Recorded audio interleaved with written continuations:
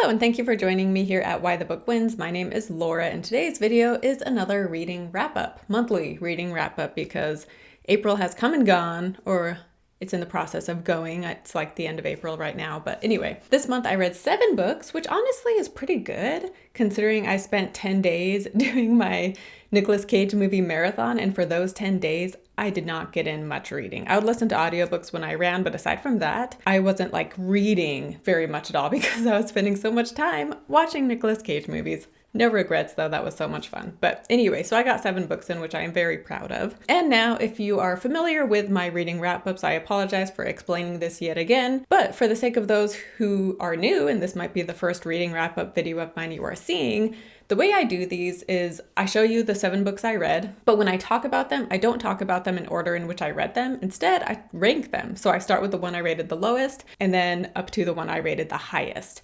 And then the winner for this month goes head to head with the reigning champ of 2022, which as of right now is Power of the Dog. So the winner of this month will go head to head with Power of the Dog, and we will see if Power of the Dog still wins, or if this new book will take the champion title as of right now. But yeah, Power of the Dog was the winner for January. So literally every month so far it has been the winner, and it's an incredible book. I highly recommend it, obviously. And also, before we get into this, I would love it if you subscribe to my channel if you haven't subscribed. Also like this video, comment down below what you think my highest rated and my lowest rated book will be, which if you follow me on Goodreads, you'll already know, probably, if you pay attention to that. But also follow me on Goodreads because I write a review for every book I read. So far this year, I've done that, which, yeah, gives you a sneak peek into these reading wrap-ups. So to kick things off, the book I rated the lowest this month was The Orchid Thief by Susan Orlean. I think is how you say her last name. I gave that a 2.5 stars. And this one is a true story, which I have a few on here that are nonfiction. And 2 of them are, like The Orchid Thief is creative nonfiction, where it's kind of written in a way, written like a novel and like a story that has plot points and whatever. Whereas my other 2 are just nonfiction that are not story at all. So it seems weird to include them in these rankings because they're so different, but I am anyway. Anyway, so The Orchid Thief is nonfiction, but it follows John LaRoche, who is this guy in Florida who steals orchids illegally and then tries to, he breeds orchids and tries to produce them. And so it's called The Orchid Thief because he steals orchids. But this one, it started out as a magazine article where she documented what was going on with LaRoche because he went to court and all this stuff. And then just the world of orchid collectors, who are people who collect anything, can be pretty extreme.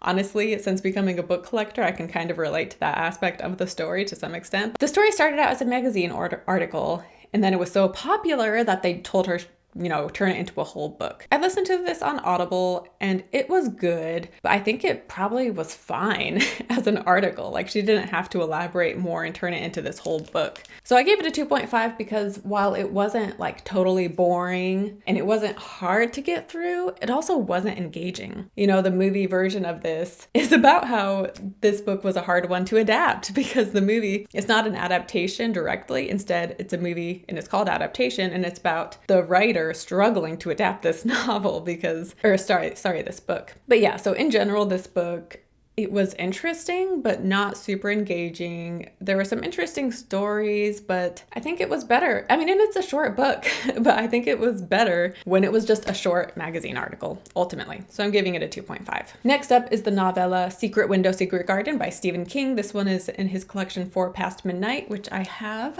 right there. This is the only story from that collection I have read so far, but I do plan on reading the rest of that book. I just didn't have time to finish the other stories in it. But anyway, so this one is a novella. Like I said, it's like less than 150 pages, I think, but it still, takes a few hours to read. This one is about a writer, Mort Rainey, who is in the middle of a divorce from his wife, and so he's living up in their cabin on the lake, and he's approached by a man who claims that Mort plagiarized his story, and this man kind of torments him because he thinks Mort plagiarized him, and even though Mort is saying he didn't and he has facts to prove it, this guy just is relentless. And this one I gave 3.5 stars. I really liked it. If you're a King fan, I think you will like it. It has some of the classic King writing styles in here. It's also about a writer and just the psyche of writers, and especially with like the worst nightmare of what could happen to a writer, which is being accused of plagiarism. There's like 2 reveals at the end of this book, one of which is not subtle at all. And so you won't be surprised because it's so obvious throughout the whole book.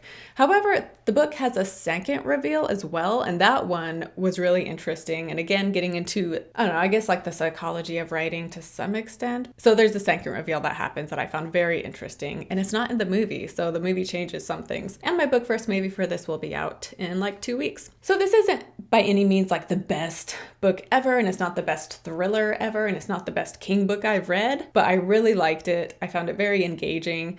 And even though I knew some of the ending, I still had a hard time putting it down, and I read it fairly quickly. Again, it is short, and that's another plus because King can be known for dragging things out, whereas this one, it's shorter, and so it's a quicker read, which is nice. Number 5 on this list is Room, which I gave 4 stars. And Room, it's an interesting one because on one hand, I love it. Maybe it should deserve 4.5 stars, honestly, because yeah, it's so good. It's about a woman, which it's hard to give a synopsis. This has been out for a while though, so I feel like everybody knows the premise of this anyway. So I don't know how much I want to divulge, but it's this woman who raises her son in a room, and that's all he knows is a room. On one hand, I love the story so much, but my problem is that it's written from the perspective of the 5-year-old son, and hearing the way he talks, like in a baby talk way, it could get so annoying. I've heard mixed things, like some people love the perspective, hearing the perspective from Jack, and other people can't stand it. And I'm on the end where I couldn't stand it. I tried reading this book back when the movie came out in 2015, and I could not get through it. I got like a quarter of the way in and I stopped. So this time around, I came back to the book and I actually finished it, and I'm glad I did. But I just didn't love that it was written from the perspective of Jack. I mean, in some ways, I don't know, I'm not against it being from Jack's perspective. What I had a problem with is how he talks about some things, like in this baby talk way, and it just got really annoying for me personally. You do kind of adjust to it, and at the halfway point, it becomes less annoying. So if you can make it through the first half, then you're good to go. But the movie for this is incredible as well. My book first movie for that will be out on May 4th, so pretty soon. Up next is The Phantom of the Opera. This one I would give 4 or 4.5 stars. So this one and Room are kind of, totally different stories, but their ratings are kind of similar. And this one, so I just finished it a couple days ago. Yesterday, I finished the musical and I watched the silent film for it, so it's very fresh in my mind. But this book, I went into it only knowing the Broadway musical and the movie from 2004. And in some ways it was very similar, but then in other ways, like there were some changes that I was very caught off guard by, and it's definitely darker. Yeah, there were some things I was surprised by. And there are, enough changes that there's a fair amount to talk about between book and movie, but this was a really good one. And it is kind of an edge of your seat story because there's a lot of cliffhangers in the middle of the book where you're like, whoa, I gotta keep reading. I think Christine, her character, in some way, like we don't get anything from her perspective. So I wish we would have got things from her perspective. That's probably one of my bigger complaints. But overall, I loved this book. It wasn't what I expected in some ways, and yet it was what I expected in others. But anyway, book first movie for this will be out at the end of May. And yeah, I'm so glad I read this book. And yeah, I just have so many thoughts about both of them. I haven't recorded the episode yet. I'll probably be doing that in a few days, but that is definitely one you should listen to. And then we have Age of Cage, which I gave 5 stars. That might have been a little generous, but yeah, in this one, it is not a biography. It is just talking about Cage's filmography, really. And so you get some look into Cage's personal life, but for the most part, it's about his career in Hollywood. And so it's a great one for people who are fans of Nicolas Cage, of course, but also just anyone who is interested in movies and film history, Hollywood history. I would highly recommend it. And so it's not like it was this engaging page turner, but for what it was, I loved it. And I thought it was a really cool idea to look at Hollywood through one actor's career. And Nicolas Cage, I mean, we watched a lot of Cage movies in the early 2000s, and so I liked him from that. But then I watched Adaptation in 2010, and so since seeing that one, I was like, wow, like, he's amazing. And this book just made me appreciate him all the more. And it led me to do my 10-day Cage movie marathon, which was so much fun. I made a video for that. I know This is a book channel for the most part. I mean, I have my book first movies, but anyway, yeah, that video was so much fun to do. But yeah, so this was a really good one. I listened to this on Audible as well, but then I did buy the book because I wanted to see the pictures and stuff in there. And yeah, again, if you are a fan of just Hollywood and film in general, then I highly recommend this one. And then number 2 on the list is How to Win Friends and Influence People. And again, this is one where it feels weird to include it along with these other books because this is self-help, very different than any of the other books. However, I will say this is a good self-help book for people who enjoy to read though, because it's like a series of stories, and each chapter where it's talking about like some attribute or something to try, he gives stories about people who have done it and how it's worked. And so I love that aspect of self-help books when there is a story involved. I've read a number of self-help books, but they'll start out the author talking about what led them to do this self-help book and what was going on in their life. And that's always my favorite part of self-help books, is that beginning part when they're talking about themselves and their lives and what led them to where they are. And then this next part of the book is them talking about the principles you should be applying in your life, and that's where it loses me a lot of the time. So this one was good because there's stories all throughout the book, and so I really enjoyed that. The first half is How to Win Friends, the second half is How to Influence People, and that part reminded me a lot of the book How to Have Impossible Conversations, which is another great nonfiction, just about how to have impossible conversations, how to talk to people about difficult topics where you disagree, but how to actually hear each other out, and also how to get to the reason for why you believe what you do and get the other person to think like what's their reason for having this opinion that they have. But this one is great, and it's like one of the OG self-help books published in like the 1930s, like early 1930s, but it is still very applicable to today. Like I said, I've read a number of self-help books through the years, which I thought of making a video about self-help books because I've had a changing view of them since when I was younger to now. So I think I'll be making a video about that. I'm kind of overthinking it though. I should just write it out and do it and not overcomplicate it. But anyway, as far as self-help books go, this is a great one that I would highly recommend. So that leaves us with my number 1 book for the month, which is The Glass Castle by Jeanette Walls, which I haven't been saying the name of the authors for these books, but you're seeing the images, so it's fine. This one is a memoir about Jeanette's childhood, for the most part, growing up with parents who were very irresponsible and selfish. And she goes into adulthood as well, but it is primarily focused on her childhood. And I loved this, but to be fair, it had like some of the elements that I love in books. Like, it's a memoir. I love memoirs. It talks about dysfunctional, unconventional family dynamics, unhealthy family dynamics, which again, I love reading about. And it talks about addiction, specifically alcoholism, which is also a topic I love reading about. So it has all 3 of those things. But it's also just a very well-written book. Like obviously she had a difficult childhood, right? Most memoirs are written because someone had a difficult childhood, and so they wrote a memoir about it. But anyway, so there's difficult things, but it's not written like in an exploitive way, and it's not written in a pity party type way. She's just saying it as it is. The movie really focuses on her dad, whereas the book you see both parents.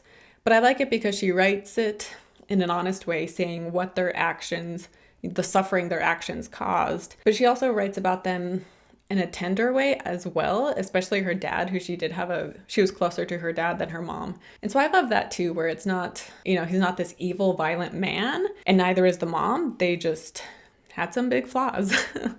And I love this. There were certain things I could relate to on a personal level, so there's that as well. That's one of the reasons I loved it. And it is definitely one I would recommend. It was so good. I also personally loved the movie, which has mixed reviews, but my book first movie for that will be out in like 3 weeks. But on my community page, I wrote my May book first movie schedule if you want to check out what is coming out. Anyway, now time to decide if Glass Castle is better than The Power of the Dog. Glass Castle by Jeanette Walls, Power of the Dog by Thomas Savage. I read both of these for book first movie, which the majority of my reading is book first movie. Every now and then I'll get in some other books as well, but anyway. And if you're curious for past months, in February, my best read of the month was Night Bitch, and then in March, my highest rated read was Kindred by Octavia Butler. Anyway, so Glass Castle versus Power of the Dog. This one, it's kind of similar with Night Bitch in some ways, where I liked them because I just could relate more personally to them. Power of the Dog, I don't relate to on a personal level. I just think it is such a well-written book, and it's just incredible, and a page turner, and great character development, and it takes you in places you don't expect. So I don't relate to it personally at all. It's just an amazing book. And so that's what makes this hard, is it like, Am I trying to decide what book I related to and I liked because of that, because I could relate to it? Or am I trying to think of like what is like the best book, like the best written book? I don't know. I think ultimately though, between Glass Castle and Power of the Dog, I would say that I still like Power of the Dog better. I mean, Glass Castle, I do wish she got more into her adulthood. That's my biggest complaint is I want to have been able to read about how her childhood affected her adulthood. And we got a little glimpse into that, but not really. So I felt like that was really missing from the book. So I wish that was included. And so I think for that reason, I'm just going to say Power of the Dog because Power of the Dog is just a complete story that was lacking nothing. And I just loved it so much. So Glass Castle though, I don't know, it is amazing and I did love it. So well written. And it's also just very touching and sad, but not like this depressing book by any means. So yeah, it's kind of tough, but ultimately I am going to say that The Power of the Dog is still the winner. Wow. 4 months in a row and it has won. If that is not an endorsement to read a book, then I don't know what is. Yeah, I guess that wraps it up for my April reading wrap up. Let me know what you think of my ratings down below and which of these books you have read and your thoughts on them. Which of them you have not read, but now maybe you're curious to read them. I didn't read any bad books this month. Orchid Thief was my lowest rated.